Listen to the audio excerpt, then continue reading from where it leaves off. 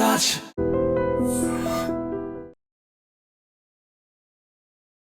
నమస్తే, welcome to I dream weekend update with కవిత.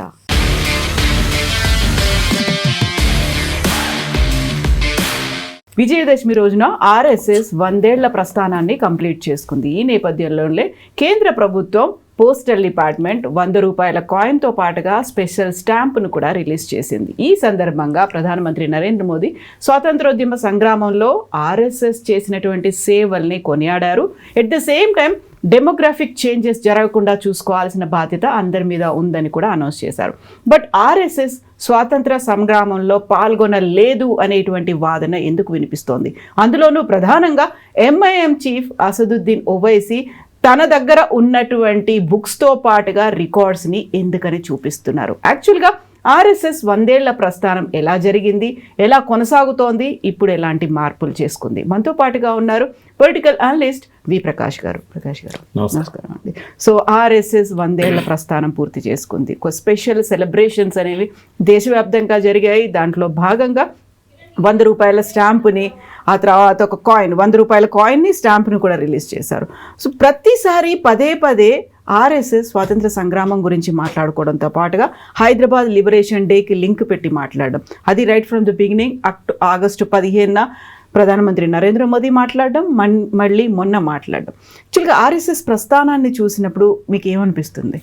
ముందుగా RSS క్యాడర్కి వారి సర్ సంఘచాలక్ మోహన్ భగవత్ దగ్గర నుండి ఇక్కడ ఉన్న ప్రచారక్ వరకు అందరికీ ముందు శుభాభినందనలు తెలుపుదాం. ఎందుకంటే సంస్థ ఎలాంటిదైనా 100 సంవత్సరాలు పూర్తి చేసుకోవడం, 40 దేశాలకు విస్తరించడం, ప్రతిరోజు 50 లక్షల నుంచి 1 కోటి మందిని వారి ఐడియాలజీ ప్రకారంగా గ్యాదర్ చేసి సూర్య నమస్కారాలు చేయించడం కానీ, శాఖలు నిర్వహించడం కానీ, తర్వాత ఎన్ని రకాలుగా విస్తరించాల్సిన అవకాశం ఉందో శాఖోపశాఖలుగా విస్తరించడం.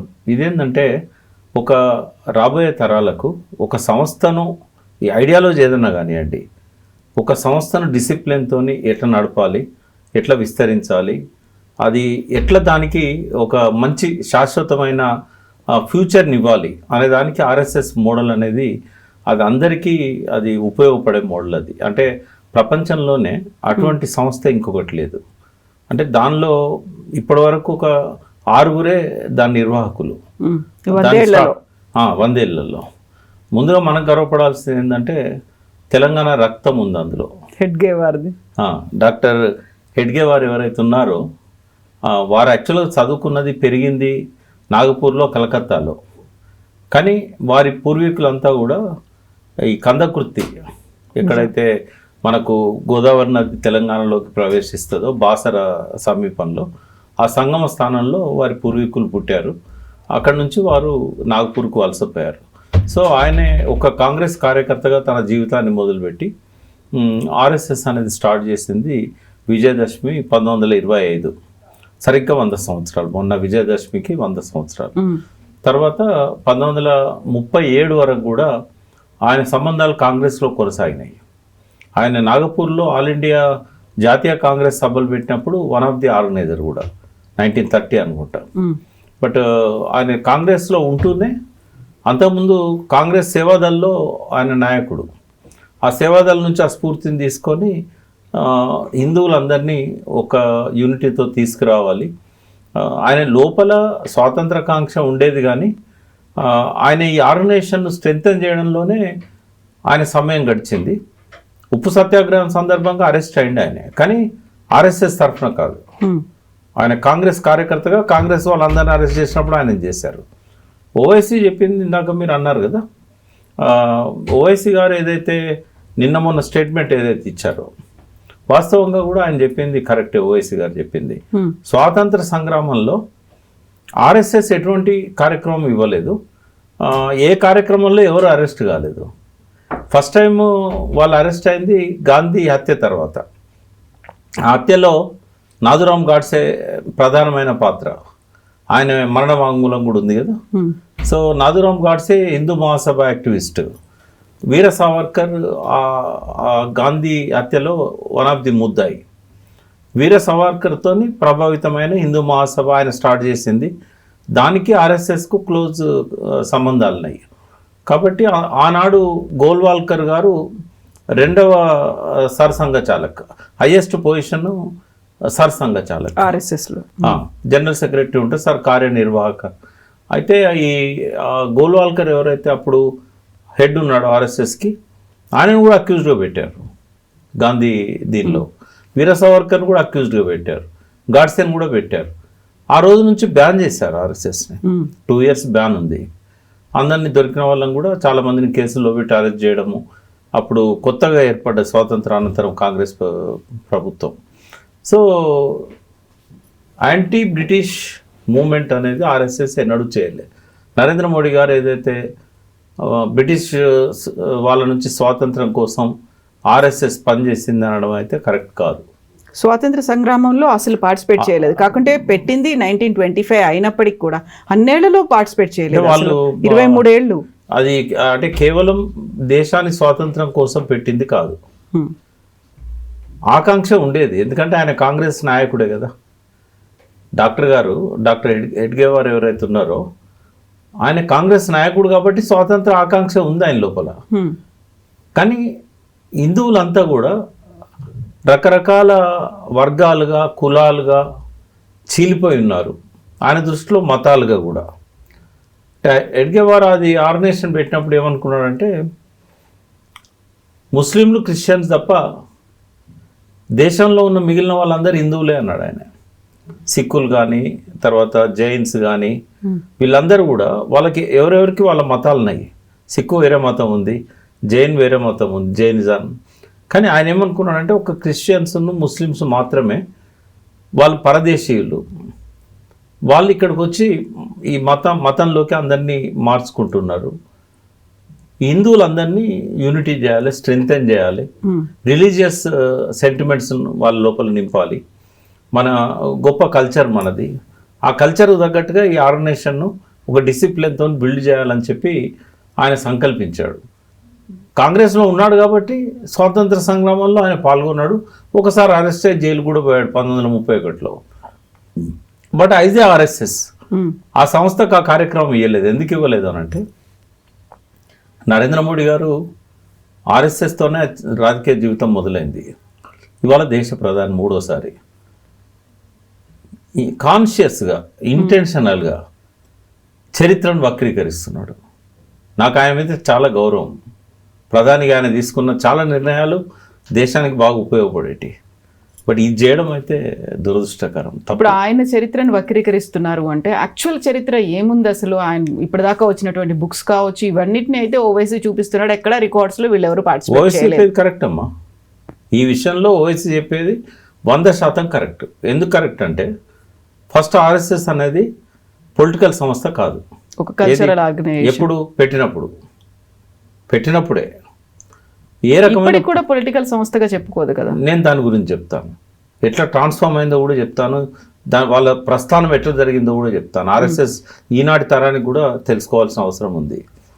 ఒక విశ్లేషకుడిని నేను మాట్లాడుతున్నాను. నాకు వ్యక్తిగతంగా వాళ్ళు దాన్ని నిర్మించిన పద్ధతి నేను ఎప్పటికీ అభిమానిస్తాను ఆర్ఎస్ఎస్ని. తర్వాత వాళ్ళ కమిట్మెంట్ని కూడా నేను అప్రిషియేట్ చేస్తాను. బట్ వాళ్ళ ఫిలాసఫీని నేను వ్యతిరేకిస్తాను. వాళ్ళ నేషనల్ ఏదైతే నేషనలిజం, హిందూ నేషనలిజం, హిందుత్వ, హిందూ రాష్ట్ర, ఈ మూడింటి పట్ల నాకు ఎటువంటి అభిమానం లేదు. ఆ మూడింటిని నేను వ్యతిరేకిస్తాను. ఓకే. బట్ విశ్లేషించేటప్పుడు నా అభిప్రాయాల కంటే కూడా జరిగిన ప్రస్థానాన్ని ఉన్నట్టుగా ఒక చరిత్రకారునిగా కూడా చెప్పే ప్రయత్నం చేస్తాను. ఆయన స్ట్రాంగ్గా వ్యతిరేకించాడు. పొలిటికల్ ఇన్ఫ్లుయెన్స్ ఉండకూడదు, పాలిటిక్స్లోకి ఎంటర్ కాకూడదు ఆర్ఎస్ఎస్, పొలిటికల్ కామెంట్స్ చేయకూడదు, పొలిటికల్ యాక్టివిటీస్ చేయకూడదు, అసలు ఆ ఫీల్డే మనది కాదని చెప్పాడు ఆయన. ఎవరైనా ఇందులో ఉన్నవాళ్ళు మీరు ఫ్రీడమ్ మూమెంట్లో పార్టిసిపేట్ చేస్తే చేసుకోండి, కానీ ఎటువంటి కార్యక్రమాలు కూడా ఆర్ఎస్ఎస్కి ఉండవు అని చెప్పారు. ఆయన దాదాపు 15 సంవత్సరాలు, 25 నుంచి 40 వరకు, 1940 జూన్ 21 రోజు ఆయన మరణించాడు. చాలా ఎంగేజ్లో చనిపోయాడు ఆయన. అంత 50 ఇయర్స్ కూడా లేడు, నాకు తెలిసి 46, 47 ఇయర్స్ అనుకుంటా. ఆ ఏజ్లో చనిపోయారు ఆయన. సరే ఆయన ఒక మంచి ముద్ర వేశాడు ఆర్ఎస్ఎస్ మీద. ఒక స్పిరిచువల్ ఆర్గనైజేషన్గా దాన్ని డెవలప్ చేశాడు. హిందూ కల్చరు, తర్వాత శాఖలను, ఇట్లా డిసిప్లిన్, ఎక్సర్సైజు, తర్వాత యోగా, సూర్య నమస్కారాలు, ఇట్లాంటివన్నీ కూడా అందరినీ ఏకం చేయడము. కల్చరల్ ఫ్రంట్ అది పెట్టినప్పుడు. తర్వాత ఆయన ప్రధాన అనుచరులు ఇద్దరు ఉండేవారు. ఒకరు గోల్వాల్కర్, రెండవది దేవరస్. ఈ బాలాసాహెబ్ దేవరస్ అంటారు ఆయన.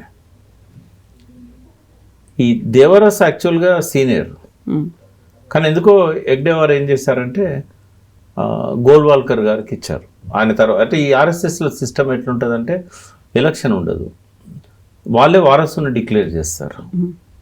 అట్లా చనిపోయే ముందు వారసుని డిక్లేర్ చేస్తారు. సో గోల్వాల్కర్ గారు ఏం చేశారంటే మన హెగ్డేవార్ ఏం చేశారంటే గోల్వాల్కర్ గారిని తన తర్వాత నెక్స్ట్ లీడ్ చేయాలని చెప్పేసి ఆయన ఆదేశించాడు. ఆయన ఏం చేశాడు, ఈయన చెప్పిన మాటల ప్రకారమే గోల్వాల్కర్కి చెప్పాడు, నీ తర్వాత దేవరస్కి ఇవ్వాలి అని చెప్పేసి, బాలాసాహెబ్ దేవరస్కి. గమ్మత్ ఏంటంటే వాళ్ళిద్దరికి క్షణం పడదు. ఐడియాలజీ ప్రకారం కూడా అస్సలు ఒకరికంటే ఒకరికి చాలా రోజులు ఆయన విభేదించి పోయి వ్యవసాయం చేసుకున్నాడు దేవరస్ 1952 నుంచి 1960 వరకు. వీళ్ళిద్దరు క్లాస్ దేనికోసం అనంటే, హెగ్డేవార్ అన్న కొంచెం కాంగ్రెస్లో ఉండి స్వాతంత్ర సమరంలో పాల్గొన్నారు. గోల్వాల్కర్ అనేవాడికి ఓన్లీ స్పిరిచువల్ లీడర్షిపే తప్ప పొలిటికల్లో అస్సలు ఇంట్రెస్ట్ లేదు ఆయనకు. ఒక పొలిటికల్ ఫ్రంట్ పెడదామంటే కూడా వద్దని చెప్పాడు. ఆర్ఎస్ఎస్ అసలు ఇన్వాల్వ్ కావద్దన్నాడు. తర్వాత చందాలు వసూలు చేయొద్దన్నాడు ఆయన. మన వాళ్ళు ఇచ్చే దక్షిణతోనే మనం బతకాలి అంటే ఏమైందంటే డబ్బు లేకపోతే ఎక్స్పాన్షన్ సరిగా ఉండదు. ఆయన హైలీ స్పిరిచువల్, అంటే మధ్యలో కొంతకాలం ఆయన సన్యాసికి కూడా పోయాడు. హెగ్డేవార్ ఉన్న టైంలో పోయి మళ్ళీ వచ్చి ఆర్ఎస్ఎస్లో యాక్టివ్ అయ్యాడు. అయితే ఆయన సన్యాసి జీవితమే ఆయన లీడర్షిప్లో ఉన్నా కూడా అట్లాంటి జీవితాన్ని ఆయన ప్రమోట్ చేశాడు. దేవరస్కి ఏంటంటే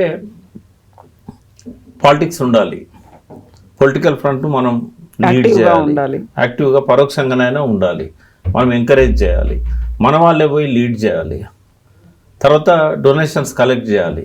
ఎలక్షన్లో గెలవాలంటే డబ్బు కావాలి, ఎక్స్పాన్షన్ కావాలంటే డబ్బు కావాలి. తర్వాత ఆయన ఈయనలాగా హిందూ రిలీజియన్లోని ఈ చాదాస్తాలు ఏవైతే ఉన్నాయో, సెంటిమెంట్స్ అంటాం కదా, ఆయనకు లేవు. ఈ ఐడియల్ వర్షిప్ కానీ, ఈ రకరకాల జంతు బలులు చేయడం కానీ, ఇవన్నీ ఆయన వ్యతిరేకించేవాడు. ఆయన చెప్పుకునేవాడు దేవరస్, ఆర్ఎస్ఎస్లో నేను కమ్యూనిస్ట్ అని చెప్పుకునేవాడు. అయితే ఈ ఇద్దరు కూడా గోల్వాల్కర్ కానీ హెగ్డేవార్ కానీ వాళ్ళ టైంలోనే కమ్యూనిస్ట్ పార్టీ కూడా 1925 డిసెంబర్లో పుట్టింది భారతదేశంలో. సో ఈ ఇయరే 100 ఏళ్ళు వాళ్ళది కూడా పూర్తి అవుతున్నది. రేపు డిసెంబర్లో వాళ్ళు కూడా సెలబ్రేషన్ చేసుకుంటాడు 100 years పూర్తి అవుతున్నదని. వీళ్ళిద్దరు కమ్యూనిజాన్ని స్ట్రాంగ్గా వ్యతిరేకించేవాళ్ళు, హెగ్డేవార్ కానీ గోల్వాల్కర్ కానీ. ఆయనేమో నేను ఆర్ఎస్ఎస్లో కమ్యూనిస్ట్ అని చెప్పుకునేవాడు. అంటే చాలా వరకు ఆ కమ్యూనిస్ట్ ఫిలాసఫీ యొక్క ఇంపాక్ట్ కూడా దేవరస్ మీద ఉండే. దేవరస్ గురించి ఎందుకు నేను ఎక్కువ చెప్తున్నాను అంటే, ఆర్ఎస్ఎస్ని ఇవాళ ఉన్న, అంటే ఒక రకంగా ఇవాళ ఆర్ఎస్ఎస్ శక్తులు ఈ దేశాన్ని పరిపాలించడానికి ఆనాడు వాజ్పేయి అధికారంలోకి వచ్చిన, ఈనాడు నరేంద్ర మోడీ గారు అధికారంలోకి వచ్చిన, అంతకుముందు జనతా ప్రభుత్వం ఏర్పడ్డా, జయప్రకాష్ నారాయణ సంపూర్ణ క్రాంతి ఉద్యమాన్ని నడిపిన, వీటన్నిటి వెనకాల ఉన్నది దేవరస్. అసలు ఆయన పేరు చెప్పుకోకుండా మనము ఆర్ఎస్ఎస్ గురించి మాట్లాడలేము. సుదీర్ఘకాలం ఆయన 1973లో గోల్వాల్కర్ గారు చనిపోయినప్పటి నుండి 1996లో ఆయన చనిపోయేదాకా దాదాపు సుదీర్ఘకాలం ఆయన 23 సంవత్సరాలు దాదాపు ఆయన లీడర్షిప్లో ఆర్ఎస్ఎస్ ఉన్నది. ఆర్ఎస్ఎస్కి ఈరోజున్న ఫిలాసఫీని మొత్తం ఆచరణను, కార్యాచరణను మొత్తం డిక్టేట్ చేసింది ఆయన. సో గోల్వాల్కర్ ఒక మహనీయుడే, తప్పదు. ఆయన గురించి చెప్పాలంటే ఎక్కడ కూడా ఆయన మీద నెగిటివ్ లేదు. కానీ వాళ్ళ హిందుత్వ ఫిలాసఫీని స్ట్రెంగ్తెన్ చేయడంలో, ఆ హిందూ నేషనలిజాన్ని, ఇదంతా, తర్వాత ఈ మతాలకు వ్యతిరేకతను రెచ్చగొట్టడంలో, కమ్యూనిజానికి వ్యతిరేకతను రెచ్చగొట్టడంలో గోల్వాల్కర్ చాలా ఇది చేశాడు. అంటే ఆర్ఎస్ఎస్ అనే సంస్థను against communist, against Muslims, against Christians. Only for Hindu అని కాదా, వీటికి against గానే వర్క్ చేశారా? హెగ్డేవార్ గారేమో హిందువులను యూనిటీ చేయాలని అనుకున్నారు. గోల్వాల్కర్ దగ్గరికి వచ్చేసరికి మారిపోయింది. కొంచెము వాళ్ళ మీద వ్యతిరేకతను రెచ్చగొట్టే వైపుగా ఆ ఫిలాసఫీని, ఆ కార్యాచరణను ఆయన డెవలప్ చేశాడు. ఇప్పుడు అది కొంచెం ఎక్కువ మాట్లాడాల్సిన అవసరం లేదు. ఒక ఇన్సిడెంట్ మాత్రం చెప్తాను. గాంధీ చనిపోయినప్పుడు, గాంధీని చంపినప్పుడు గాడ్సే ఆర్ఎస్ఎస్ అప్పుడు గాంధీకి వ్యతిరేకంగా ఫిలాసఫీని డెవలప్ చేసింది. జిన్నా ఏదైతే పాకిస్తాన్ ముస్లిమ్స్ది ఈ సపరేట్ చేయాలన్నప్పుడు ఆర్ఎస్ఎస్ అదే వాదనని వినిపించింది. దేశ విభజన జరగాలి, ఇది హిందువులది, అది ముస్లింలది, ముస్లింలంతా వెళ్ళిపోవాలి, ఇది హిందూ రాజ్యం ఇది. కాబట్టి బ్రిటిష్ వాళ్ళు పెట్టిన ప్రపోజల్ జిన్నా కోరికలకు అనుగుణంగా దేశ విభజన జరగాలన్న దానికి ఆర్ఎస్ఎస్ సపోర్ట్ చేసింది. గోల్వాల్కర్ రోల్ అక్కడ ఉంది. గాంధీ దాన్ని వ్యతిరేకించాడు, విభజన జరగకూడదు అన్నాడు, నిరాహార దీక్ష చేశాడు. దానికోసమే గాడ్సే ఆయన చంపడానికి ప్రయత్నం చేసి 2-3 ఎఫర్ట్స్ పెట్టి లాస్ట్కు చంపేశాడు. కొండాలక్ష్మణ్ బాపూజీ గారు చెప్పారు నాకు, వీళ్ళు నిజాంను చంపడానికి రివాల్వర్ కొనాలని చెప్పి వీళ్ళు పూణేకి పోయారు. ఆర్ఎస్ఎస్ కాదు, కొండలక్ష్మణ్ బాపూజీ ఉన్న గండయ్య, ఇంకా వాళ్ళు ఉన్నారు కొందరు, ముగ్గురేమో పోయారు. పోయినప్పుడు ఆ ఆయుధాలు అమ్మేవాడు లోపలన్నాడు. వీళ్ళు బయట వెయిట్ చేస్తున్నారు బల్ల మీద కూర్చొని పూణేలో. ఇంకో 2 కూడా వచ్చారు. వీళ్ళ మధ్య సంభాషణ జరిగింది. మీరు దేనికోసం వచ్చారంటే మేము కూడా రివాల్వర్ కొనడానికే వచ్చాము. ఎందుకోసం ఆ రివాల్వర్ వాడతారని వాళ్ళు చెప్పలే. కానీ గాంధీని చంపిన తర్వాత చూస్తే ఆ గాడ్సేనే ఆ రోజు ఆ పూణేలో రివాల్వర్ కొన్నది. వీళ్ళు కూడా రివాల్వర్ కొన్నారు, బట్ చంపలేకపోయారు. దాంతోనే బాంబు వేశారు నిజాం కారు మీద. ఆ బాంబు కూడా అక్కడి తెచ్చింది. అది కొండలక్ష్మణ్ బాబు స్వయంగా నాతో చెప్పాడు. గాడ్సే వచ్చి పూణే నుంచి రివాల్వర్ కొనుక్కపోయాడు. తర్వాత చంపిన తర్వాత నేను ఆయన ముఖాన్ని గుర్తుపట్టా.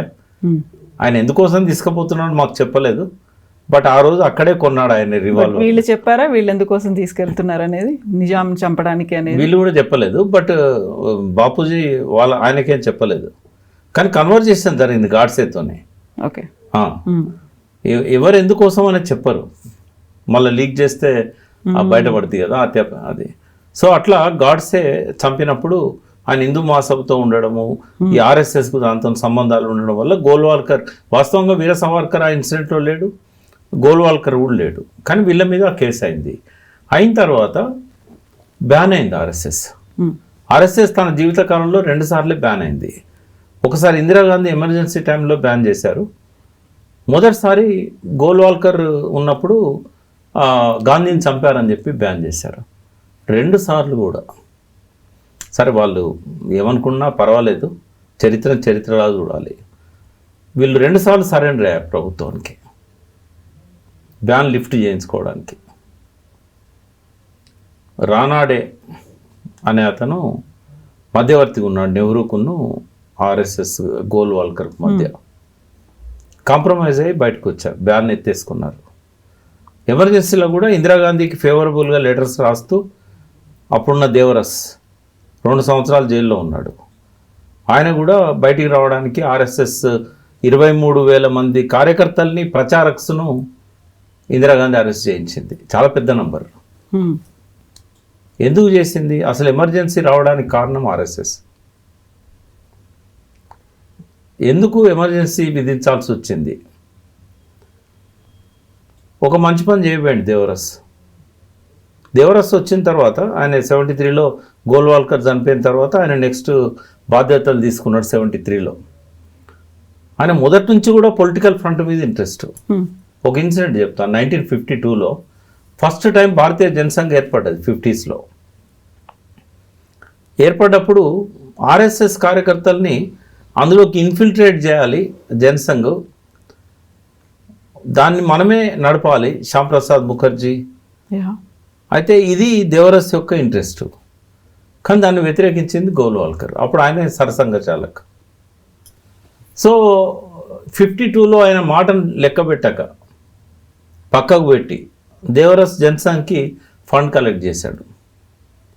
దాదాపు 7 లక్షల రూపాయలు ఆ రోజుల్లో, 7-8 లక్షల రూపాయలు రికార్డ్స్ పరంగా మనకు దొరుకుతున్నది. పెద్దగా స్థానాలు ఏం రాలేదు జనసంఘ్కి, పర్ఫార్మెన్స్ అనుకున్నంత రాలేదు. చాలా ఫస్ట్ టైం కదా పార్టీ పెట్టిన కొత్తలో. అయితే ఆయన మళ్ళీ వచ్చి దేవరస్ వచ్చి గోల్వాల్కర్ని అడుగుతాడు, చాలా అప్పైంది 7-8 లక్షల దాకా, మీరు అనుమతి ఇచ్చినట్టయితే విరాళాలు సేకరించి చేద్దామని. దానికి ఆయన అస్సలు ఒప్పుకోలేదు. నెత్తి మీద పడ్డది అప్పు. ఏం చేయాలో అర్థం కాక మధ్యలో చాలాసార్లు దూరమైంది ఆర్ఎస్ఎస్కి.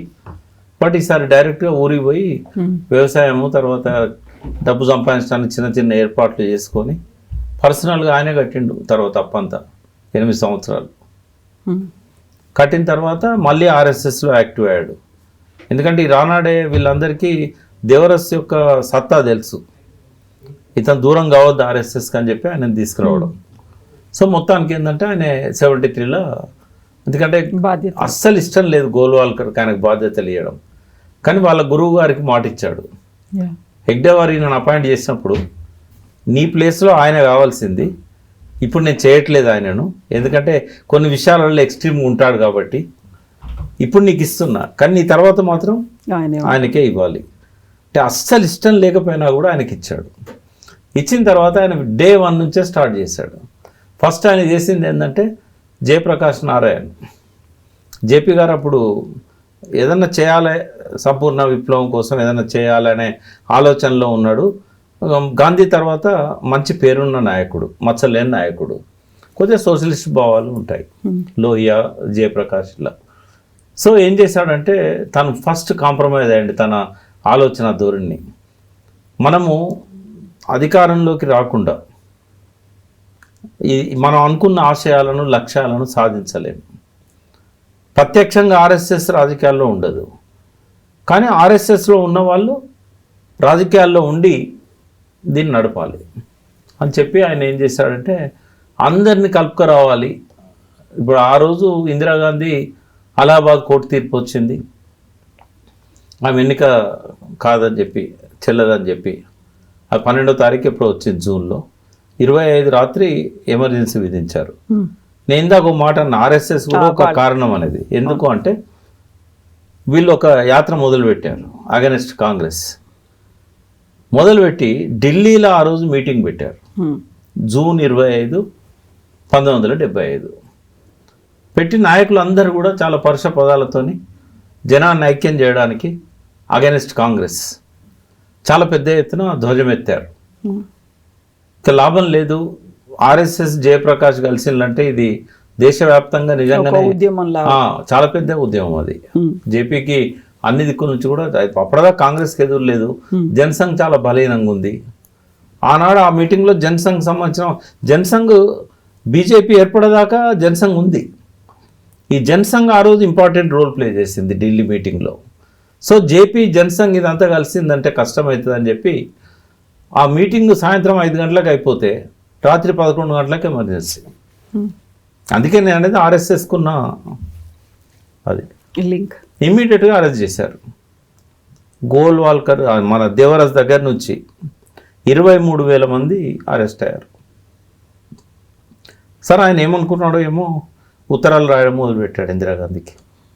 ఈ రానాడేనే మళ్ళీ మీడియేటర్, ఎవరైతే నెహ్రూతో 50స్లో బ్యాన్ ఎత్తేయడానికి కారణమైనలో మళ్ళీ ఆయనే సంప్రదింపులు చేయడం మొదలుపెట్టాడు. బట్ మార్చి 77లో బ్యాన్ తీసేసి ఆయన రిలీజ్ చేశారు సేమ్ డే దేవరస్ గారిని. తర్వాత ఏం చేశాడు ఆయన, సరే ఇందిరాగాంధీకి ఏం మాట ఇచ్చాడో తెలియదు, బట్ బయటకు వచ్చి ఇమీడియట్గా జనతా పార్టీ పెట్టడానికి is the main reason Deoras. అంటే హెగ్డేవార్ గోల్వాల్కర్ ఏమో పాలిటిక్సే వద్దన్నారు, వాళ్ళతో విభేదించాడు. బట్ ఆయనే స్వయంగా వెనకాల జేపీ మూమెంట్ రావడానికి, జనతా పార్టీ ఏర్పడడానికి దేవరస్సే ప్రత్యక్ష కారణం. ఈ మధ్య కాలంలో అంటే ఈ పాలిటిక్స్ ఇవన్నీ హిందూయిజము వీటి గురించి కృషి చేస్తూనే చేసినటువంటి సేవలు ఉన్నాయి. ఆర్ఎస్ఎస్ చేసే పాలిటిక్స్ కొంచెం మాట్లాడుకున్నాక అందులో పోదాం. 78లో ఎప్పుడైతే జనతా పార్టీ పెట్టారో 80లో ఇసుకపోయింది కదా, వాజ్పేయి, అద్వానీ ఇద్దరు కూడా ఆ రోజు ప్రముఖ పాత్ర జనసంఘ్లో. వాళ్ళిద్దరు కూడా ఆర్ఎస్ఎస్తో సంబంధాలు ఉన్న వాళ్ళే, నేరుగా దేవరస్తో సంబంధం ఉన్నవాళ్ళు. ఎన్నోసార్లు వాళ్ళు దేవరస్ను కలిశారు ఈ మూమెంట్ ఆర్గనైజ్ చేయడంలో, బిఫోర్ ఎమర్జెన్సీ, ఆఫ్టర్ ఎమర్జెన్సీ. ఒకసారి జనతా పార్టీ వచ్చిన తర్వాత దేవరస్ కొంచెం విజృంభించాడు, నేరుగా ప్రభుత్వం మీద ఆయన జోక్యం చేసుకోవడం, ఆర్ఎస్ఎస్ ద్వారా దాన్ని కంట్రోల్ చేయడానికి ప్రయత్నం చేయడం, జనసంఘ్ ద్వారా అందులో ఉన్న మంత్రులను. సో ఇదంతా వాజ్పేయికును అద్వానీకి నచ్చలేదు. ఇది డైరెక్ట్ జోక్యం, అందులో దేవరస్ జోక్యం. సో అది ఆ సిద్ధాంతం కాదు కదా ఆర్ఎస్ఎస్ స్థాపించినప్పుడు కాదు, ప్రత్యక్ష జోక్యం. వాళ్ళ మీద కూడా వీళ్ళ పెత్తనం. సో ఇద్దరు కలిసి విడిపోయారు ఆర్ఎస్ఎస్ నుంచి. అఫీషియల్గా వాళ్ళు ఏమి డిక్లేర్ చేయకపోయినా భారతీయ దూరమై, అంటే ఇక ఆయన కంట్రోల్లో మనం ఎందుకు ఉండాలి, దేవరస్ కంట్రోల్లో భారతీయ జనతా పార్టీ పెట్టింది వీళ్ళిద్దరు. అప్పుడు నరేంద్ర మోడీ గారు ఆర్ఎస్ఎస్లోనే ఉన్నారు. అంటే బీజేపీ ఎట్లా ఫామ్ అయింది అంటే ఆర్ఎస్ఎస్తోని విభేదించి ఫామ్ అయింది. ఫామ్ అయిన తర్వాత మళ్ళీ సయోధ్య కూడా లేదు వాళ్ళ మధ్య. 4-5 సంవత్సరాల దాకా అసలు వాళ్ళ మధ్య మాటలు కూడా లేవు. 84 తర్వాత మళ్ళీ ఇందిరాగాంధీ ఎప్పుడైతే హత్యకు గురైందో ఆ తర్వాత మళ్ళీ కాంప్రమైజ్ అయింది ఎవరు, వాజ్పేయి కాలేదు, అద్వానీ కాలే, దేవరసే కాంప్రమైజ్ అయ్యిండు. లాభం లేదు ఇట్లా సపరేట్గా ఉంటే. ఆయన డ్రీమ్ ఏంటంటే పాలిటిక్స్ని కంట్రోల్ చేయాలి కదా, ఇది హిందుత్వ దేశం చేయాలంటే అధికారంలో ఉండాలి కదా. 3 ఏళ్ళు అధికారంలో ఉన్నారు జనతా పార్టీ 77 నుంచి 80 వరకు. సో ఎన్ని చేయొచ్చో ఆయనకు అర్థమైంది. ఆ టైంలోనే అన్ని డిపార్ట్మెంట్లలో ఎంటర్ అయ్యారు. ఎన్సీఆర్టీ, క్లాస్ టెక్స్ట్ బుక్స్ ఎట్లా తయారు చేయాలి, కల్చరల్ ఆర్గనైజేషన్స్, అన్నిట్లో ఆర్ఎస్ఎస్ పెనిట్రేట్ అయింది. సో మనకు సంబంధం లేకుండా బీజేపీ పెట్టారు కదా అని చెప్పి మళ్ళీ 84లో ఆయనంతరం ఆయన అంటే ఇంతకుముందేమో ఆర్ఎస్ఎస్ పార్టీని కంట్రోల్ చేసింది, ఇప్పుడు ఆర్ఎస్ఎస్ తమ దారి తెచ్చుకున్నారు వాజ్పేయి అండ్ అద్వానీ. ఆ రోజు నుంచి బీజేపీలో ఆర్ఎస్ఎస్ కలిసే పనిచేస్తున్నది. ఆర్ఎస్ఎస్ నాయకులే ఎంపీలు అవుతారు, ఆర్ఎస్ఎస్ నాయకులే ఎమ్మెల్యేలు అవుతారు, రాష్ట్రాల మంత్రులు ఆర్ఎస్ఎస్ఏ. ఇక్కడ బీజేపీకి ఎందుకు అవసరమైంది ఆర్ఎస్ఎస్ కూడా చెప్తాను. 82లో 2 సీట్లు వచ్చిన 83లో 2 పార్లమెంట్ సీట్లు బీజేపీకి. వాజ్పేయి స్వయంగా ఓడిపోయాడు. నేను కూడా అద్వానీ ఒకరు, జంగారెడ్డి మన వరంగల్లో ఆయన కూడా ఏంటంటే టీడీపీతో పొత్తు పెట్టుకున్నాడు కాబట్టి ఇక్కడ గెలిచాడు. ఈ ఇద్దరు తప్ప పార్లమెంట్లో ఇంకోరు లేరు. ఎప్పుడైతే ఇందిరాగాంధీ చనిపోయిన తర్వాత ఆల్టర్నేటివ్ కావాల్సిందే, బీజేపీని మనం స్ట్రెంగ్తన్ చేయాలని చెప్పి దేవరస్ ఎప్పుడైతే వాళ్ళతో కలిసిండో 85 సీట్లు వచ్చినాయి 89లో. 85 సీట్లు రావడమే కాక విశ్వనాథ్ ప్రతాప్ సింగ్ని ప్రధానమంత్రిని చేయగలిగారు. జనతా దళ్ ఏర్పడ్డది. చరణ్ సింగ్ అంతకుముందు. సో జనతాదళ్ అనేది ఏర్పడ్డది, చంద్రశేఖర్ వీళ్ళంతా. సో ఇంపార్టెంట్ మీటింగ్ ఎక్కడైతే దేవరస్తో జరిగిందో ఆ మీటింగ్లో అద్వానీ, వాజ్పేయితో పాటుగా విశ్వనాథ్ ప్రతాప్ సింగ్ కూడా పాల్గొన్నాడు.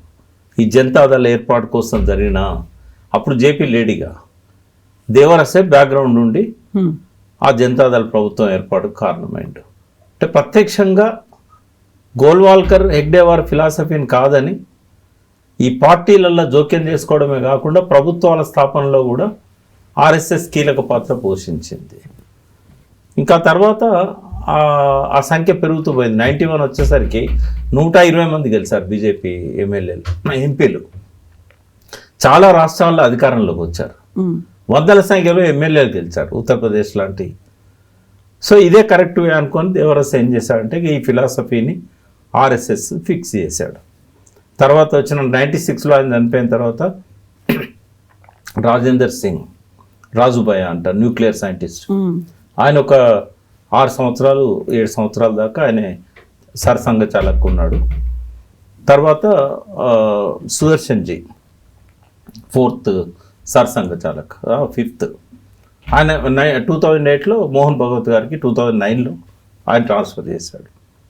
ఈ మధ్య ఒకటి వచ్చింది 75 ఏళ్ళు అయింది రిటైర్ కావాలి. రిటైర్మెంట్ అనేది అయితే ఎప్పుడూ మోహన్ భాగవత్ చెప్పలేదు 75 ఏళ్ళకి రిటైర్ అవుతానని కానీ కావాలని కానీ. ఒక ప్రతిపాదన బీజేపీకి కూడా లేదు, ఎవరికి లేదు. అది ఎవరికి వాళ్ళు పెట్టుకోవాల్సిందే. కాబట్టి ఎవరు రిటైర్ గారు. జనరల్గా ఆర్ఎస్ఎస్లో అనారోగ్యం తీవ్రంగా ఉంటే తప్ప రిటైర్ గారు. చనిపోతేనన్నా వాళ్ళు ఆటోమేటిక్గా వేరే వాళ్ళు వస్తారు. అట్లా జరిగింది కూడా. ఇప్పుడు 78 ఏళ్ళు ఆయన, ఈయనకంటే ముందున్న సుదర్శన్జీ 75 ఏళ్ళకి ఆయన హెల్త్ బాగాలేక రిటైర్ అయ్యారు. తర్వాత 3 ఏళ్ళకి చనిపోయాడు ఆయన హార్ట్ అటాక్తో. అట్లా మిగతా వాళ్ళు అయితే చనిపోయినాకనే, ఎడ్గవాల్ చనిపోయినాకనే ఈయన గోల్వాల్కర్ వచ్చారు. గోల్వాల్కర్ చనిపోయినాకనే దేవరాజ్ వచ్చారు. దేవరాజ్ చనిపోయినాకనే రాజుబాయ్ వచ్చాడు. రాజుబాయ్ రిటైర్ అయ్యాడు 2 ఏళ్ళ ముందు ఆయన. ఇది వాళ్ళ అంటే బీజేపీ నాకు ఆర్ఎస్ఎస్తో అఫిలియేషన్ లేదని చెప్పుకున్నా, ఆర్ఎస్ఎస్ మాకు బీజేపీతో సంబంధం లేదని చెప్పుకున్నా, ఇది పచ్చి అబద్ధము. సో ఇప్పుడు ఎన్నికలకు సంబంధించి అభ్యర్థుల ఎన్నిక అనేది కంప్లీట్గా బీజేపీయే చూసుకుంటుంది, ఎక్కడా మా ఇన్వాల్వ్మెంట్ ఉండదు అని ఆర్ఎస్ఎస్ ప్రతిసారి పదే పదే చెప్పినప్పటికీ ఆ ఇద్దరికి ఆర్ఎస్ఎస్ ఇటు బీజేపీకి మధ్యలో ఒక సంబంధం ఉంది, వాళ్ళే డిసిషన్ తీసుకుంటారు, వాళ్ళే ప్రభుత్వంలో కూడా వాళ్ళు కీలకంగా ఉంటారు, ఇలాంటి వాదన ఎందుకని వినిపిస్తూ ఉంటుంది? బీజేపీ పెట్టినప్పుడేమో ఆర్ఎస్ఎస్ను కాదని పెట్టారు. అవును. తర్వాత ఆర్ఎస్ఎస్ పెనెట్రేట్ అయింది. దేవరాజ్ ఉన్నప్పుడే కంప్లీట్గా ప్రభుత్వం, వాజ్పేయి ప్రభుత్వం అప్పుడు ఏర్పడ్డది. ఆ తర్వాత కొద్ది రోజులకే, దేవరాజ్ చనిపోయాక కొద్ది రోజులకే రాజుభాయ్ ఉన్నప్పుడు వాజ్పేయి ప్రభుత్వం ఏర్పడ్డది. వరుసగా ఎన్నికలు జరిగినా కూడా వాజ్పేయి గెలుస్తూ వచ్చాడు. ఆ రోజు నుంచి ఈ రోజు వరకు ఆర్ఎస్ఎస్కి సంబంధం లేకుండా ఏ ముఖ్యమైన నిర్ణయం కూడా, విధాన నిర్ణయం కానీ, బీజేపీ ముఖ్యమైన పదవులు కానీ, ఇప్పుడు ఎక్కడో ఉన్నాం ఆయన యోగి ఆదిత్యనాథ్, ఆయన ఎక్కడో మహాంత, ఆయన పాలిటిక్స్లో కూడా లేడు కదా. అదివరకు తర్వాత 1-2 సార్లు ఆయనను రాజ్యసభకు, లోక్సభ తీసుకొచ్చారు. ఉత్తరప్రదేశ్కు నేరుగా తీసుకుపోయి ముఖ్యమంత్రిని చేశారు. మోడీ ఎక్కడున్నాడు? మోడీ ఒక ఎంపీ క్వార్టర్లో చిన్న రూమ్ ఉండేది, అది జనరల్గా డ్రైవర్లకు అందులో పనిచేసే వాళ్ళకి ఇస్తారు. ఎంపీ క్వార్టర్లో నంబర్ 5 హరిశ్చంద్ర మాథూర్ లేన్, జన్పత్ పక్కనే, వెస్ట్రన్ కోర్ట్ ఆపోజిట్లో ఢిల్లీలో చిన్న రూమ్లో ఒక చేత్సాన్ చేసుకొని పొద్దున్నే ఫ్రెష్గా తయారై వైట్ డ్రెస్తోని బయటికి వెళ్ళేవాడు, మళ్ళీ రాత్రి వచ్చి పడుకునేవాడు. అట్లా ఆయన జీవితము సంవత్సరాలు జరిగింది అక్కడ. రోజు అక్కడ పక్కన డబ్బా ఉంటే అక్కడ పోయి టీ తాగేవాడు ఫిరోజ్ షా రోడ్లో. ఈ రెండింటి మధ్యలో జన్పత్, ఫిరోజ్ షా రోడ్ మధ్యలో ఉంటుంది హరిశ్చంద్ర మాథూర్ లేన్. మన వినోద్ గారు ఎంపీ అయినప్పుడు ఆయనకు ఆ క్వార్టర్ ఇచ్చారు. ఆయన చెప్పాడు నాతో, ఇగో ఈ రూమ్లో మోడీ గారు ఉండేది, చాలా సంవత్సరాల నిన్ననే ఉన్నాడు అని. నేరుగా తీసుకుపోయి ముఖ్యమంత్రిని చేశారు గుజరాత్కి. గోద్రా అల్లర్ల తర్వాత సుదర్శన్జీ వచ్చి ఆయన వివాదాస్పదమైన వ్యాఖ్యలు చేశాడు. మధ్యలో సుదర్శన్జీ ఒక్కడే ఆర్ఎస్ఎస్కి నచ్చలేదు. నచ్చక ఒక రకంగా చెప్పాలంటే ఆయన ఇచ్చిన కాంట్రవర్షియల్ స్టేట్మెంట్స్ వల్ల ఇంటర్నల్గా ప్రెజర్ వచ్చింది. ఆయన ఫోర్స్ఫుల్గా తప్పుకునే పరిస్థితి వచ్చింది. డ్యామేజ్ అవుతుంది అని ఆయన హెల్దీగా ఉన్నప్పుడే రిజైన్ చేశాడు. ఆయన మాటలకు వ్యతిరేకంగా దేశవ్యాప్తంగా నిరసనలు జరిగినాయి, లాఠీచార్జ్ జరిగినాయి. సోనియా గాంధీని సిఐఏ ఏజెంట్ అన్నాడు అప్పుడు మన్మోహన్ సింగ్ గవర్నమెంట్. దానికి కాంగ్రెస్ దేశవ్యాప్తంగా ఇచ్చేసింది. మహమ్మద్ అలీ జిన్నా గొప్పవాడు అని చెప్పి అద్వానీ బై పాకిస్తాన్లో పొగిడినందుకు బీజేపీ మీద విరుచుకపడ్డాడు. పార్టీకి ఆర్ఎస్ఎస్కి మధ్య గ్యాప్ వచ్చింది ఒక సుదర్శన్జీ అధ్యక్షుడిగా ఉన్న టైంలో. దాన్ని ఆర్ఎస్ఎస్ డైజెస్ట్ చేసుకోలేకపోయింది. లాస్ట్కు సుదర్శన్జీని దించారు. రాజ్నాథ్ సింగ్ అధ్యక్షుడిగా ఉండి బీజేపీకి ఆ మీటింగ్లో పార్టిసిపేట్ చేశాడు.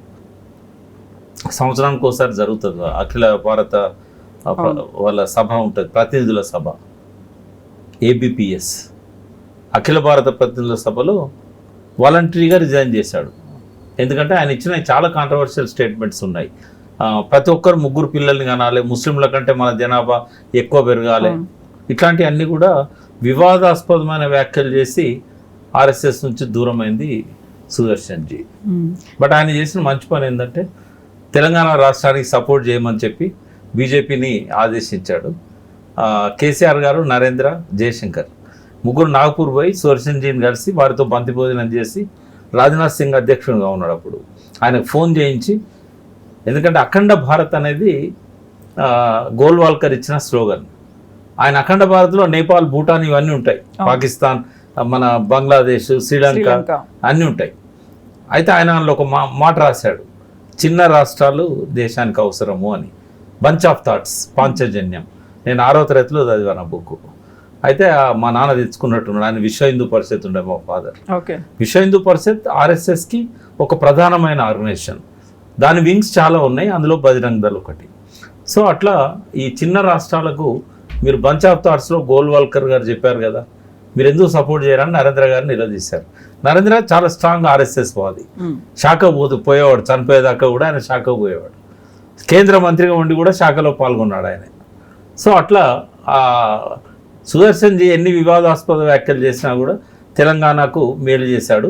తర్వాత మోహన్ భగవత్ గారు సంపూర్ణం చేశారు. తెలంగాణ రావడానికి లాస్ట్ మినిట్లో అద్వానీ రివర్స్ అయ్యాడు, మోడీ రివర్స్ అయ్యాడు. బట్ ఫైనల్గా మోహన్ భగవత్ గారు సీరియస్గా చెప్పి తెలంగాణకు మనం నిర్ణయం తీసుకున్నాం, సుదర్శన్ జీ ఉన్నప్పుడే నిర్ణయం తీసుకున్నాం, చిన్న రాష్ట్రాలు మన విధానం ఖచ్చితంగా ఇవ్వాల్సిందే అని చెప్పి గట్టిగా పట్టుబడితేనే తెలంగాణ వచ్చింది. చాలామంది తెలియని విషయం ఏంటంటే మల్లెపల్లి లక్ష్మయ్య గారు మోహన్ భగవత్తో మంచి సంబంధాలు ఉండే. ఆయన పోయి కూర్చున్నాడు ఆయన దగ్గర. లాస్ట్ మినిట్లో అద్వానీ, కిషన్ రెడ్డి నిరాహార దీక్ష చేశాడు తెలుసా మీకు? బీజేపీ ఎప్పుడైతే తెలంగాణకు అగెనిస్ట్గా తయారైందో 2013లో ఢిల్లీలో ఏపీ భవన్ పోయి నిరాహార దీక్ష చేశాడు వాళ్ళ పార్టీ మీద ఒత్తిడి తేవడానికి. ఆ టైంలో మోహన్ భగవత్ గారిని లక్ష్మయ్య గారు పోయి కలిసి మీరు తీసుకున్న నిర్ణయం దీన్ని అమలు చేయండి అని చెప్పారు. మధ్యలో ఆర్ఎస్ఎస్ చేసేటువంటి సేవలు అనేవి వాలంటీర్స్ ఎలా, ఎక్కడ ఏ విపత్తు సంభవించినా, ఎక్కడ కెలామిటీస్ వచ్చాయి, ఏమైనా ప్రమాదాలు సంభవించాయి అనుకున్నప్పుడు ఇమ్మీడియట్గా వెళ్ళిపోతారు కదా. అది ఎలాగో పాలిటిక్స్ కానీ, మతానికి కానీ, ప్రాంతానికి కానీ దేనికి సంబంధం లేకుండా చేస్తారు కదా. డెఫినెట్గా అది రోల్ మోడల్ వర్క్ 100% మనం అప్రిషియేట్ చేయాలి. అటువంటి వర్క్ ఆర్ఎస్ఎస్ చేసినా మనలాంటి వాళ్ళం అందరం పోయి పార్టిసిపేట్ చేయాలి. ఇట్స్ ఏ గ్రేట్ వర్క్, అది గ్రేట్ కాంట్రిబ్యూషన్. ఇంకో సంస్థ కూడా లేదు అంత బాగా వర్క్ చేసేది. ఎక్కడ కెలామిటీస్ వచ్చినా, ఎక్కడ డిజాస్టర్స్ జరిగినా. అందుకే ఆర్ఎస్ఎస్ను చాలా విషయాల్లో నేను అభిమానిస్తా. ఎక్సెప్ట్ హిందుత్వ ఈ తప్ప, ఆ ఫిలాసఫీ తప్ప వాళ్ళు వనవాసి కళ్యాణ్ చేస్తున్నారు. అందులో మంచి ఉంది, చెడు ఉంది. వనవాస్ కళ్యాణి ఆశ్రమం అని వాళ్ళది ఆర్గనైజేషన్ ఉంది, 1950s పెట్టారు. ట్రైబల్ ఏరియాలో. ఎక్కడ నేను సపోర్ట్ చేస్తా అంటే వాళ్ళు వాళ్ళ బాగోగులు పట్టించుకుంటున్నారు. వాళ్లకు అన్ని రకాలుగా హాస్పిటల్ కానీ, స్కూల్స్ కానీ ఇవన్నీ చేస్తున్నారు. కానీ వాళ్ళ మీద మన కల్చర్ని ఇంపోజ్ చేస్తాను. వాళ్ళతో రాముణ్ణి, శివుణ్ణి పూజించే కల్చర్ను వాళ్ళ మీద రుద్దుతున్నారు. అట్లని చెప్పి వాళ్ళ కల్చర్ని ఎంకరేజ్ చేయట్లేదంటే చేస్తున్నారు. వాళ్ళ డ్యాన్సెస్ని, వాళ్ళ ట్రెడిషన్స్ని, వాళ్ళ ఫెస్టివల్స్ని, వాళ్ళ ఫోక్ ఆర్ట్స్ని జాతీయ స్థాయిలో ప్రభావితం చేసే విధంగా చేస్తున్నారు. అంటే 90% వీ కెన్ అప్రిషియేట్. బట్ రాముని, కృష్ణుని వాళ్ళ మీద రుద్దాల్సిన అవసరం రుద్దుతున్నారా, పరిచయం చేస్తున్నారా? ఏదన్నా కానీ అండి, గుళ్ళు కడుతున్నారు. ట్రైబల్ ఏరియాస్లో రాముని గుళ్ళు ఎందుకమ్మా? వాళ్ళు గ్రామ దేవతలను పూజిస్తారు. వాళ్ళ దేవతలను మనం ప్రోత్సహించాలి. కావాలంటే వాళ్ళకు గుళ్ళు కట్టాలి. అంటే అక్కడ ఎక్కువగా మతానికి సంబంధించినటువంటి ఇవి అవుతున్నాయి, మార్పిడులు అవుతున్నాయి కాబట్టి అలా జరగకుండా ఉండడానికి వాళ్ళకు డెఫినెట్గా వాళ్ళు ఆ విషయంలో మత మార్పిడులు అడ్డుకోవడానికి డెఫినెట్గా చేయాలి. ఎవరి మతం వాళ్ళకే ఉండాలి. బట్ ఎక్కువ మిషనరీస్ వచ్చి ఏం చేశారంటే అక్కడ ఉన్న ప్రజల బలహీనతలు ఏందో పట్టుకున్నారు. ఒకటి చదువు రాకపోవడం, రెండవది వైద్యం అందుబాటులో లేకపోవడం. మిషనరీస్ వచ్చి హాస్పిటల్స్ పెట్టారు, స్కూల్స్ పెట్టారు. ఎప్పుడు బ్రిటిష్ వాళ్ళు ఉన్నప్పుడే వాళ్ళందరినీ క్రిస్టియన్స్గా మార్చేశారు. అందుకే దానికి కౌంటర్గా వెళ్ళిపోయారు. బట్ నేను ఏంటంటే క్రిస్టియానిటీని రుద్దడం ఎంత ప్రమాదకరమో, హిందూ దేవుళ్ళను, హిందూ మతం యొక్క సాంప్రదాయాలను, ఆచారాలను వాళ్ళ మీద రుద్దడం కూడా కరెక్ట్ కాదు. అంటే ఒకే దేశం, ఒకే జాతి, ఒకే మతం, ఒకే భాష, ఒకే ఓటు, ఇది కరెక్ట్ కాదు. ఇప్పుడు డైవర్సిటీ అనేది దేశం యొక్క ప్రత్యేకత. భిన్నత్వంలో ఏకత్వం, దానికి కట్టుబడి ఉండాలి ఆర్ఎస్ఎస్. ఆ విషయంలో ఇంపోజ్ చేయడం అనేది కరెక్ట్ కాదు. ఓకే, సో ఇదే కాలంలో అదే 25లో ప్రారంభమైనటువంటి ఇంకొక సంస్థ కమ్యూనిస్ట్ పార్టీ అనేది అప్పుడు అది పార్టీగా ప్రారంభమైందా లేకపోతే ఒక సంస్థగా ఏర్పడిందా? కంప్లీట్ ఒక కాంట్రాస్ట్ అనేది కనిపిస్తుంది ఈ మూడుటికి సంబంధించి చూస్తే. అటు ఆర్ఎస్ఎస్ కావచ్చు, ఇటు కమ్యూనిస్ట్ కావచ్చు, ఇంకో 2 ఏళ్లలో 100 ఏళ్ళు కంప్లీట్ చేసుకోబోయేటువంటి ఎంఐఎం కావచ్చు. 3 విభిన్నమైనటువంటి ధృవాలు, 3 కూడా 100 ఏళ్ల చరిత్రను కంప్లీట్ చేసుకోబోతున్నాయి. ఒక కీలకమైనటువంటి ఘట్టాల్లో ఈ 3 పార్టిసిపేట్ చేశాయి.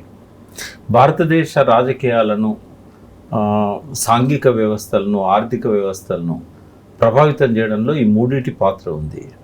ఆర్ఎస్ఎస్ ఏమో అది స్క్రాచ్ నుంచి ఎదిగింది బాగా. లోకల్ ఫిలాసఫీ, హిందూ ఫిలాసఫీ అంటే మన మూలాలు దాని ఆర్ఎస్ఎస్ మన సమాజంలోనే మొదలైనవి, మన సమాజంలోనే ఉన్నాయి. కమ్యూనిస్టు ఫిలాసఫీ అనేది ఇక్కడిది కాదు. అది కార్ల్ మార్క్స్ అడాప్ట్ చేసుకున్నారు. కార్ల్ మార్క్స్ ఏదైతే కమ్యూనిస్ట్ మేనిఫెస్టో 1848లో రాశాడు ఆయన రాసిన మేనిఫెస్టోను బేస్ చేసుకొని ప్రపంచవ్యాప్తంగా కమ్యూనిస్ట్ పార్టీలు అనేటివి ప్రారంభమైనాయి. కమ్యూనిస్ట్ అంటే కమ్యూన్ జీవితం అంటే ఏది కూడా ప్రైవేట్ ఉండకూడదు, అందరికి సంబంధించిన ఉమ్మడిగా ఉండాలి, కమ్యూన్ లైఫ్ అన్నట్టు. అయితే ఒక సహకార పద్ధతిలో అది ఆ జీవన విధానం ఉండాలి. ఈ ప్రకృతి వనరుల మీద ఎవరికి కూడా ఆధిపత్యం ఉండకూడదు. తర్వాత శ్రమ దోపిడీ జరగకూడదు. ఈ అదనపు విలువ అనేది ఏదైతే ఉన్నదో దీనివల్ల వర్గ సమాజాలు ఏర్పడుతున్నాయి అని, వర్గ సమాజంలో మానవ హక్కులకు అది ఇబ్బంది ఉంటుంది, అణిచివేస్తూ ఉంటారు. ఇటువంటి వాటితోని కార్ల్ మార్క్స్ ఏదైతే ఉన్నదో పెట్టుబడి అని ఆయన రాసిన దాస్ క్యాపిటల్, ఈ ఇప్పుడున్న ఇండస్ట్రియలైజేషన్ తర్వాత ఎట్లా వర్గాలు ఏర్పడుతున్నాయి, ఎట్లా శ్రమ దోపిడీ జరుగుతున్నది, ఆ విషయం మీద ఆయన ఆ సిద్ధాంతాన్ని డెవలప్ చేశాడు. కార్ల్ మార్క్స్ పూర్తి సపోర్ట్గా ఎంగెల్స్ ఉండేవాడు, ఫ్రెడరిక్ ఎంగెల్స్.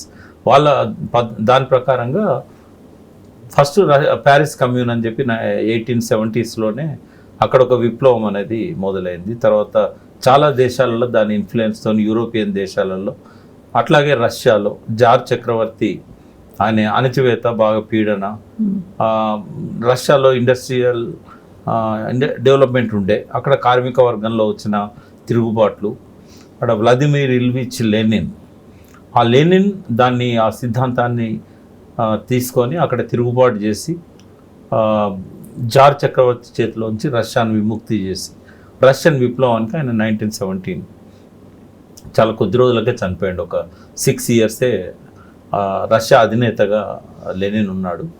తర్వాత ఆయనతో పాటు రష్యన్ విప్లవంలో పార్టిసిపేట్ చేసిన క్రుచ్చేవ్ కానీ, స్టాలిన్ కానీ ఇట్లాంటి వాళ్ళందరూ కూడా దాన్ని, ఆ రష్యాను చాలా కాలం పాటు ఒక కమ్యూనిస్టు సోషలిస్టు సమాజంగా తీర్చిదిద్దారు.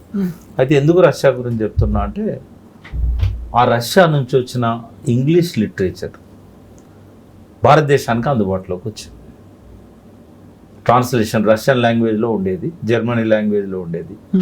అవన్నీ కూడా ఇంగ్లీష్లో, రష్యాలో ఏం చేశారంటే ప్రచురణాలయం పెట్టి దాన్ని ఇంగ్లీష్లోకి మొత్తం మార్క్స్, ఎంగెల్స్, లెనిన్, స్టాలిన్ రాసిన రచనలన్నింటినీ కూడా ఇంగ్లీష్లోకి అనువదించి ఆ ఇంగ్లీష్ బుక్స్ అన్ని ప్రపంచవ్యాప్తంగా కమ్యూనిజాన్ని స్ప్రెడ్ చేయడం కోసం చేశారు. ఆ క్రమంలోనే మొదటి ప్రపంచ యుద్ధం ముగిసిన తర్వాత ఆ బుక్స్ మన ఇండియాకి వచ్చినాయి. ఈ శ్రీపాద అమృత డాంగే, ఆ స్టార్టింగ్లో ఇంకా కొంతమంది, రామ్మోహన్ రాయ్, వీళ్ళంతా ఏంటంటే ఆ కమ్యూనిస్ట్ పార్టీ ఫస్ట్ స్టార్ట్ చేసిన దానిలో రామ్మోహన్ రాయ్ది పాత్ర ఉంటుంది. సో అది మరొకసారి మనం డీటెయిల్గా పోదాము. బ్రీఫ్గా 100 ఏళ్ల చరిత్రను ఒకసారి మనం స్మరించుకోవాలంటే కమ్యూనిస్ట్ పార్టీది పీడిత ప్రజల పక్షాన ఆ పార్టీ ఉంది.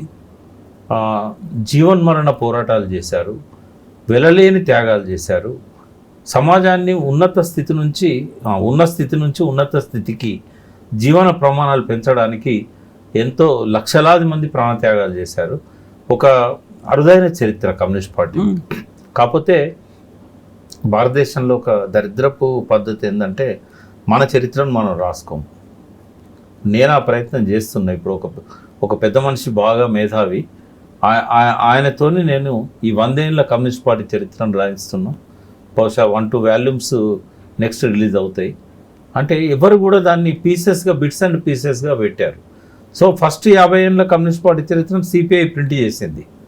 అవి కూడా ఇప్పుడు అందుబాటులో లేవు ఆ పుస్తకాలు. ఇప్పుడు ఆ చరిత్ర ఒక ప్రాంతానిదో, ఒక రాష్ట్రానిదో కాదు. ఇప్పుడు తెలంగాణలో చూస్తే 1938లో కమ్యూనిస్ట్ పార్టీ స్టార్ట్ అయింది ఇక్కడ. అది ఏ రాష్ట్రంలో స్టార్ట్ అయినా ఫస్ట్ దాన్ని బ్యాన్ చేయడం, మళ్ళీ దాన్ని బిల్డ్ చేయడానికి వీళ్ళు పరోక్షంగా ఇన్ఫిల్ట్రేట్ కావడం, ఆంధ్ర మహాసభ ఇట్లాంటి వాటిలల్లో ప్రజా సంఘాల పేరుతోని. ఇది అల్టిమేట్గా ఏమైందంటే చీలికలు శాఖోపశాఖలుగా విడిపోయింది. ఫస్ట్ టైం కమ్యూనిస్ట్ పార్టీ చీలింది మనకు చైనా పాకిస్తాన్ వార్ అయిన తర్వాత 1964, 63, 64 మొదటిసారి భారత కమ్యూనిస్ట్ పార్టీ దేశవ్యాప్తంగా చీలికకు గురైంది. రెండవసారి 67, 68 అందులో నుంచి మార్క్సిస్ట్ పార్టీ, అంటే కమ్యూనిస్ట్ పార్టీ చీలినప్పుడు మార్క్సిస్ట్ పార్టీ ఏర్పడ్డది. మార్క్సిస్ట్ పార్టీ చీలినప్పుడు విప్లవ కమ్యూనిస్టులు ఏర్పడ్డారు. మళ్ళీ విప్లవ కమ్యూనిస్టులు ఒక 30-40 శాఖలుగా చీలిపోయారు. ఇవాళ ఏమైందంటే ఎవరికి వాళ్ళు విడిపోయి ఆ ఉద్యమాలే పూర్తిగా, ఒకప్పుడు ప్రధాన ప్రతిపక్ష పార్టీలుగా సిపిఐ, సిపిఎం భారతదేశంలో ఉండేది. 64 దాకా సిపిఐ ప్రధాన ప్రతిపక్ష పార్టీ. అది ఉన్న రోజు జనసంఘ్ అసలు సీట్లు కూడా రాలే, ఎందుకంటే కాంగ్రెస్కి అగెనిస్ట్గా కమ్యూనిస్టులే ఉన్నది, ఈవెన్ సిపిఎం కూడా. అయితే కాంగ్రెస్ ఎప్పుడు అనగదొక్కాలని చూసేది, ఏది కమ్యూనిస్టులు. ఫస్ట్ టైము ఇందిరాగాంధీకి ఫిరోజ్ గాంధీ గొడవలు వచ్చినాయి ఎక్కడ తెలుసా? సవ్యంగా జరిగే లవ్ మ్యారేజ్ వాళ్ళది గొడవ వచ్చింది ఎక్కడ అంటే, నెహ్రూ కేరళలో మొదటిసారి ఏర్పడ్డ నంబూద్రిపాల్ ప్రభుత్వాన్ని 1957లో కూల్చేశాడు. ఆర్టికల్ 356 దాన్ని ఉపయోగించుకొని రద్దు చేశాడు ఆ ప్రభుత్వాన్ని, కావాలని గొడవలు క్రియేట్ చేసి. ఫిరోజ్ గాంధీ ఎప్పుడు డెమోక్రాట్, ఆయన గురించి ఎక్కువ బయటికి రాలేదు, కానీ ఈజ్ ఎ గ్రేట్ పర్సనాలిటీ.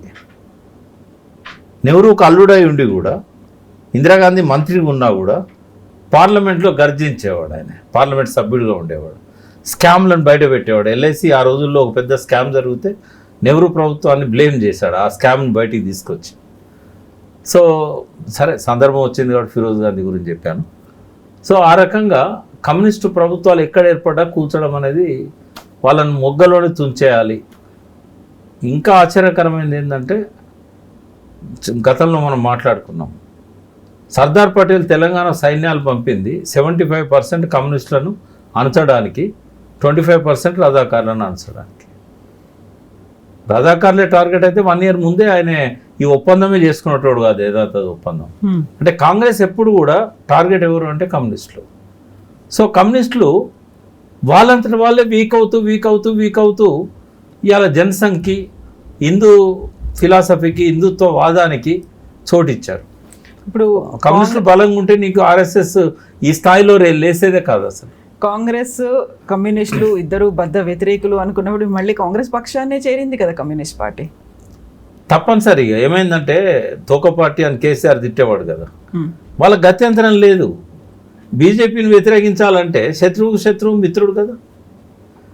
కమ్యూనిస్టుల దృష్టిలో BJP more dangerous than Congress. Congress ఎంతైనా సెక్యులర్, ఆ ఇంట్లోనే అన్ని కులాలు ఉన్నాయి కదా, అన్ని మతాలు ఉన్నాయి కదా, కాబట్టి కాంగ్రెస్ను వాళ్ళు సెక్యులర్ పార్టీగా భావిస్తారు. ఓకే, ఒక సామ్రాజ్యవాదం విషయంలో కాంగ్రెస్ కొంత అమెరికాకు, ఇటు రష్యాకు తొత్తుగా వ్యవహరించిన సందర్భాలను కమ్యూనిస్టులు వ్యతిరేకించారు. బట్ జాతీయ రాజకీయాలలో వాళ్ళకు కాంగ్రెసే బెస్ట్ అల్లీ అవుతుంది. అట్లా తమ ఉనికిని కాపాడుకోవడానికి ఇప్పుడు కమ్యూనిస్టులు ఈ కాంగ్రెస్ సపోర్ట్ తీసుకుంటున్నారు చాలా రాష్ట్రాలలో. ఈ రెండు ఒక్కటైనట్టయితే కొంత బీజేపీ దూకుడు కళ్ళెం వేయడానికి అవకాశం ఉంటుంది. కానీ ఈగోలు ఎవ్వరికి లేనంత కమ్యూనిస్టులలో ఉంటాయి. ప్రజల కోసం ప్రాణం ఇచ్చే వాళ్ళకి ఈగోలు అవసరమా? అట్లాగే ఒక సన్యాస జీవితం గడపాలని ప్రబోధించే ఆర్ఎస్ఎస్కి ఈగోలు అవసరమా? ఈ దేశ రాజకీయాలను భ్రష్టు పట్టించినే ఈగోలు. అది ఆర్ఎస్ఎస్ అతీతం కాదు, అది కమ్యూనిస్టులు అతీతం కాదు. సో ఈ రెండిటికి ఈగోలు ఉన్నాయి అనుకున్నప్పుడు, రాజకీయాలు లేకపోతే వాళ్ళకు ఉన్నటువంటి అభిప్రాయాలు, వీటన్నిటిలో ఐడియాలజీలో ఇవన్నీ ఇంక్లూడ్ అయ్యాయి అనుకున్నప్పుడు, ఎంఐఎం అనేది ఇంకొక ఎక్స్ట్రీమ్ లాగా కనిపిస్తోంది కదా. స్టార్ట్ అవ్వడం ఎలా స్టార్ట్ అయింది, ఆ టర్న్ అనేది ఒక ట్రాన్స్ఫార్మ్ అవ్వడం ఎలా అయింది, ఇప్పుడు కంప్లీట్గా ఒక మతవాదం, ఛాందసవాదానికి ప్రతీకగా ఎంఐఎంని అభివర్ణిస్తుంటారు కదా. యాక్చువల్గా ఒక మంచి లక్ష్యం కోసం ఎంఐఎం పుట్టింది. 1927లో మజ్లిస్ ఇత్తెహాదుల్ ముసల్మిన్ పేరుతోని ఒక ఇద్దరు ప్రొఫెసర్స్ ఉస్మానియా యూనివర్సిటీలో ఉర్దూ డిపార్ట్మెంట్లో పనిచేసే వాళ్ళు, ముస్లిం మతంలో ఉన్న మంచిని మనం ప్రబోధించుదాం. అవసరం ఎందుకు వచ్చిందంటే, ఆర్య సమాజ్ హైదరాబాద్ స్టేట్లో అంతకంటే ఒక 20 ఏళ్ళ ముందు నుంచే కార్యక్రమాలు జరుగుతూ ఉన్నాయి. ఈ మతం రుద్దడం అనేది హిందువులను ముస్లింలుగా మార్చడం, క్రిస్టియన్స్గా మార్చడం, దీన్ని మళ్ళీ శుద్ధి చేసి ఘర్ వాపసీ అని ఇప్పుడు మోడీ ఏదైతే అంటున్నాడో, ఆర్ఎస్ఎస్ వాళ్ళు అంటారు కదా, అంటే మళ్ళీ నీ మతంలోకి నువ్వు రావాలి. అయితే ఈ కార్యక్రమాన్ని ఆర్య సమాజ్ చేస్తూ వచ్చింది. ఈ రకమైన అవలక్షణాలను, అంటే హిందువులను ముస్లింలుగా మార్చే పద్ధతి కానీ, హిందువుల మీద ముస్లిం మతాన్ని రుద్దడం కానీ, ఇది సరి అయింది కాదు. ఖురాన్ అట్లా చెప్పలేదు, ముస్లిం మత పెద్దలు అట్లా చెప్పలేదు. ఇది వక్ర మార్గం పడుతున్నది.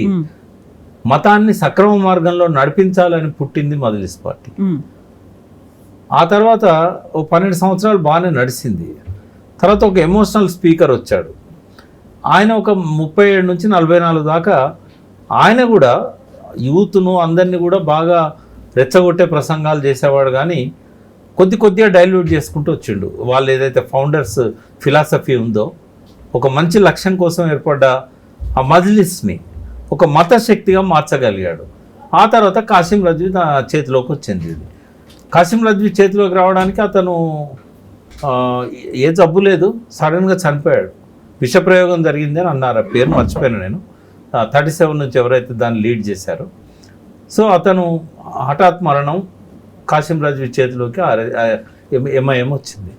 వచ్చినాక ఆయన దేశానికి స్వాతంత్రం ఇవ్వాలని బ్రిటిష్ వాళ్ళు అదే టైంలో డిసిషన్ తీసుకున్నారు.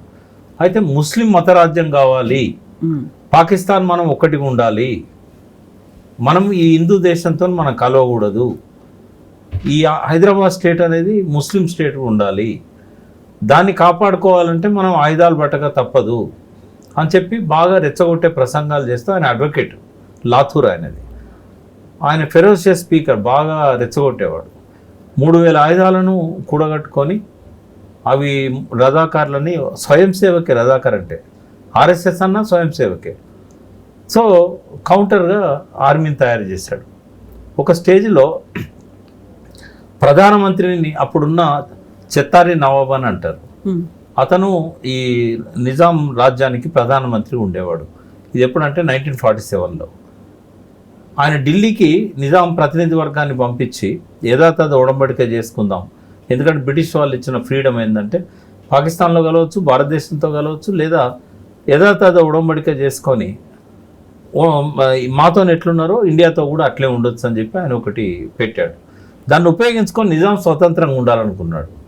ఓ 3 విషయాలలో మాత్రం సైన్య రక్షణ, విదేశీ వ్యవహారాలు, కమ్యూనికేషన్స్, ఈ 3 బ్రిటిష్ వాళ్ళ చేతిలో ఉండేది నిజాం స్టేట్లో కూడా.